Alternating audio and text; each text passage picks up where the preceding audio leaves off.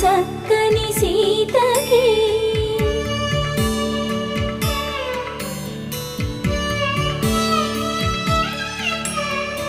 ఎర్ర జాబిలి చేయి రాముడేడని అడుగుతుంటే